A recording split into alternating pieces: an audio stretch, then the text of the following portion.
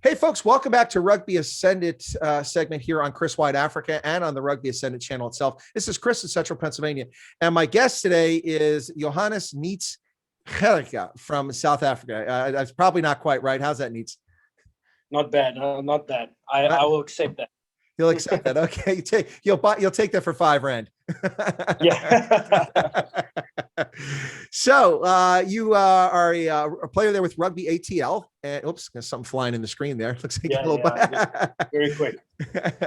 Yeah. So you're a player for Rugby ATL there, but you're obviously from South Africa, and you're part of this this Western Province mafia. It seems a lot of guys on Rugby ATL are either from the Western Province or went to school down there at Stellenbosch. How about yourself? Yes, I went to school in a very small agricultural school there by Riversdale called Oakdale Agricultural School, and then afterwards I went to the Western Province Rugby Institute for a year, and then played for Stellenbosch Rugby Club for Marties for about 5 years, and then I came over to Life to further my career in rugby and my studies. So what's that like? Marties has an amazing reputation. It's well known in South Africa. People outside South Africa probably don't know much about it. Can you tell us what that experience is like? It's been great playing for Marties. Growing up, we all watched them on the TV. I think I was in my juniors and senior year of high school when the Varsity Cup actually started. So we started watching them play, and they just had such a big reputation. A lot of guys who played for Western Province in the early 2000s and 90s came mostly out of the Marties Rugby Club. So it was a great experience being there, and it was a great honor actually wearing the jersey and being part of the Marties family. Now, you mentioned furthering or continuing. I think you said furthering, but continuing your rugby career. You came over here. You went to Life. So you obviously attended. Now, you played there. Did you play sevens or 15s or both? No, not a sevens player. I played and I never played for the varsity team itself. I came over and I helped out with the coaching at first, as an assistant to the assistant almost, and then as the years go on, I found myself more in an assisting role at the varsity, but played club rugby in my 3 years of being at Life, 4 years of being at Life. Yeah. Well, that kind of leads me on to my next question, which I really want to get with you here. Is that in fact, I understand that you're is it at least level 300 coach here, qualified in the USA? Is that correct? Yes. Okay, and you are a coach at Life right now. No, not at the moment. I did start off this year helping them out in the scrums and so on, but as the year developed and the 404 was kicking off, and my role here at Rugby ATL as a coach with a pathway coach started to develop, I had to put all my time outside of rugby into helping out with the 404 coaching, our pathway coaching. Well, let's get into that real quick, Neets, because I'm sure that my South African audience, which is over half my audience, has no idea what the heck 404 is. Can you tell us a little bit about that? And even I think a lot of the American audience outside of Marietta and outside Atlanta probably don't know what it's about. It's a fascinating aspect of Rugby ATL. If you could share with us what that's all about. Yes, for sure. So the 404 is our area code, and that is our academy team, basically the Rugby ATL 404 pathway.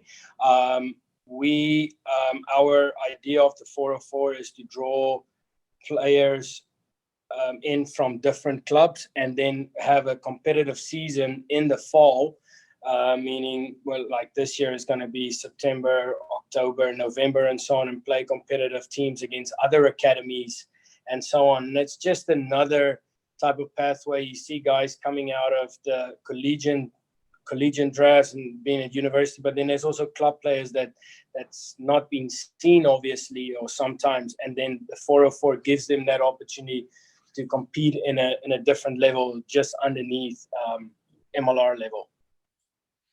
So what's that like? You obviously seem to have this attachment or interest in coaching. Is that a path you want to do after you finish playing your playing days, or your playing days kind of melding into your coaching? It looks like you're doing both. Yeah. So obviously, as you get older, you start looking at something else to do, and coaching has been part of my whole experience here in America. I don't think there was a year where I just did the one or the other one. It's always been both, and for me, it's so much.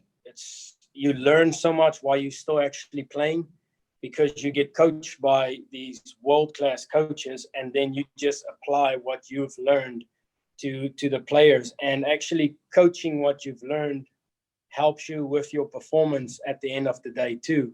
So it goes hand in hand, the two at the moment. But yes, in the future, I'll definitely start looking at a more coaching role, a pathway coach role in the US.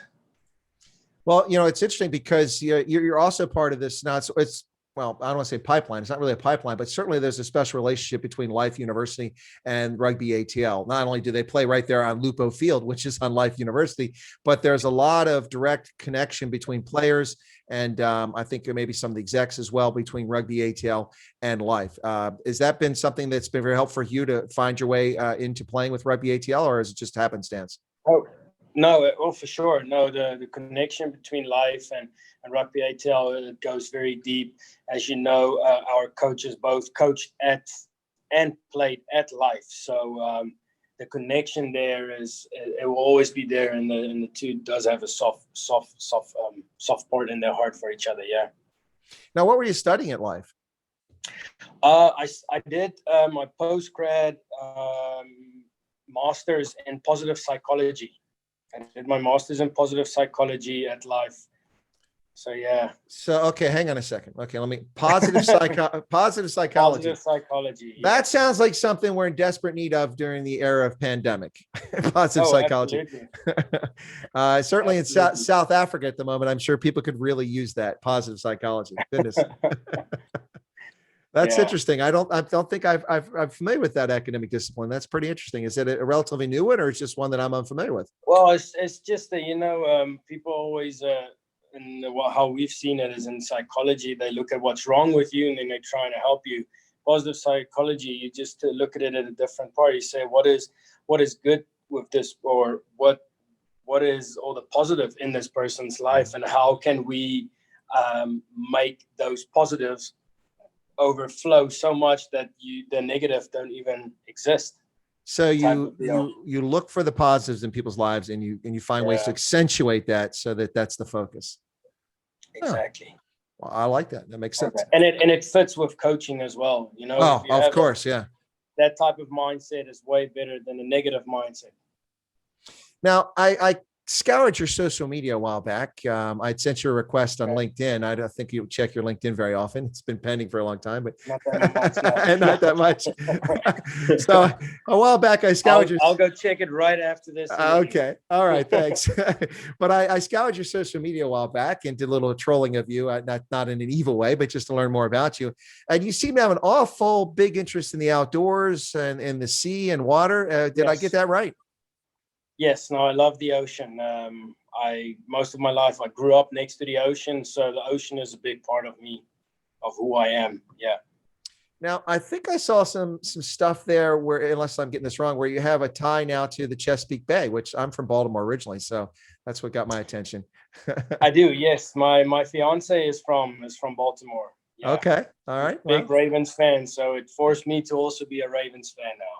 Yeah, I was going to say, well, until you said that last part, I was going to say your fiance is from Baltimore. You got that going for you, but then you said she's a Ravens fan. That kind of negated everything I was going to say. So let's accentuate the positive using your positive psychology there. From Maryland, that's right, the old line state and the home of steamed crabs, Maryland blue crabs. Have you had them? Tasty. Oh, they are tasty. Let me tell you, Neets. When I live in Maryland, which I don't now, I'm in central Pennsylvania. When I live in Maryland and I eat crabs in the summertime, and if I go to a place, I always ask, are these from the Bay, or are they from the Carolinas? Or are they from Louisiana? And if they try to hoodwink me and say they're from the Bay and I get them, I take them home, I know right away. I can tell if they're from the Carolinas or if they're from Louisiana or if they're from the Chesapeake Bay. And people say, how do you know that? I said, well, it's because the Bay is so polluted. I can taste the cadmium and the mercury in them. No, I'm just kidding. I'm just kidding. But that's eating crabs in the summertime in Maryland. That's a special thing. Sounds like you've had that experience. Yeah, it's a good time. It's a real good time. We actually went up there this past weekend. We had they love their soft pretzel and crab dip. Yep. And it was delicious. So I take it that's become part of your culture now too. Yes, no, have to. Hey, it's close to eating what you call it, lobster, South African red lobster. So it's not that bad. Now it's interesting because accents are a funny thing. I last year on my channel hosted a singer from Namibia. Her name is Giselle.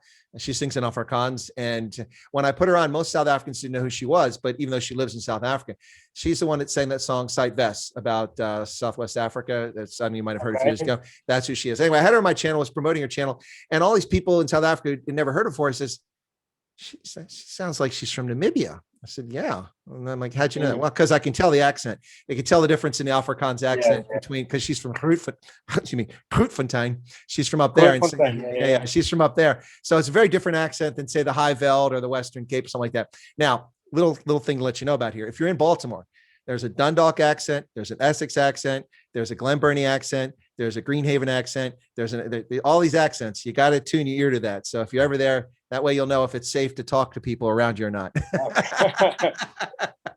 I'll ask the missus a little bit to teach me and to educate me on all the accents that's from there. Yeah, it's funny. It's a true story. I was in Arizona at the Army shopping that we call them the PX, the Post Exchange. I walked in and I just come back from a tour in Germany, and the guy asked for my identification card, and I said, "Oh, here you go." I said, "You from Glen Burnie?" I said, "How'd you know that?" I said, "Because you talked." Because I could recognize the accent. Yeah, you pick them up pretty quickly. So what's well, if you got a fiance here in the States, I'm guessing you say she's from Baltimore, she's an American. So you've probably gotten pretty accustomed to being in the States at this point. But can you remember back when you first came over, was there anything that struck you odd about the States or some culture shock you had to adjust to? Yeah, it's been 5 years now, and I remember the biggest thing for me when I came over is because driving on the other side of the road. So for the first week for me, I felt every time we took a turn, I thought, this is it. This is how I'm going to die. So, but you do get used to it at the end of the day. And, but yeah, that was the biggest thing for me is the driving on the other side of the road and so on. But